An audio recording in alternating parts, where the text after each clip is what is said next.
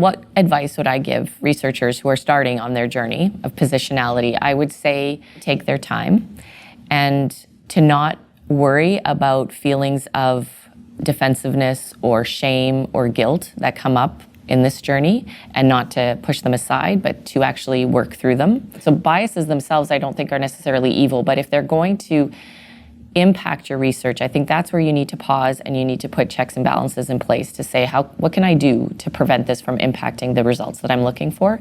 I would tell you when I was younger that being a white, cisgendered, heterosexual Christian woman had absolutely no bearing on how people treated me or, my experiences in life.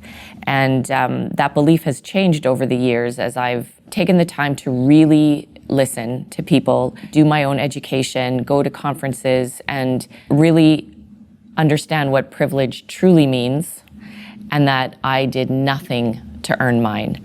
And the people that don't share my privilege did nothing to earn that lack of privilege. And so we need to look at what we can do to change, sincerely and genuinely apologize where we can, and then move forward. I would say that my real journey started when I actually started doing the work at Changing Ways. So I began as a men's facilitator, going through different programming and providing different support. And I feel like I was a bit naive in how they would perceive me and how I showed up in that space. And I started to recognize that the way I look, the way I sound, the way I talked really put some clients in an uncomfortable space. My mentor at the time used to tell me, Holly, you're lecturing like you're at a university. And I couldn't understand it. I was like, I'm not doing that. But a little while into that work, I realized I was doing that.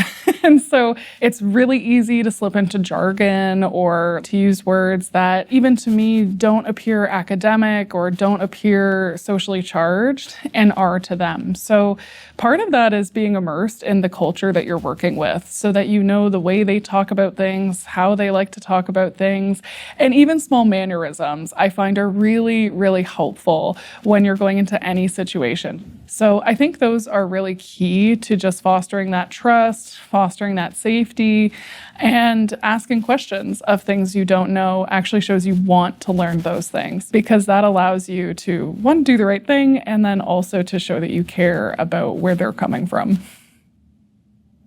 If somebody responded in a way that said, I'm sorry, I'm just not prepared to work with you, if that's where you are at, I would want to respect their decision, because I feel like that is also something that a lot of people who have been treated very inequitably have not always had the power to say, no, I don't want to work with you. So I would want to respect that no and say, absolutely, I completely understand. And in order for the work to be meaningful, to actually have that lasting change, it has to be an honest interaction. And so it has to start with the researcher. You need to know who you are and how you are perceived by the people that you're working with.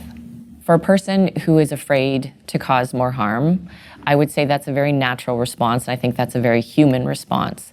I think they need to step back then and consider, if they don't do this work, what won't happen. So what won't change in the lives of our community members who are experiencing inequities every day. My message to researchers who want to do this is that it can be challenging, it can be uncomfortable, but it is beyond worth it.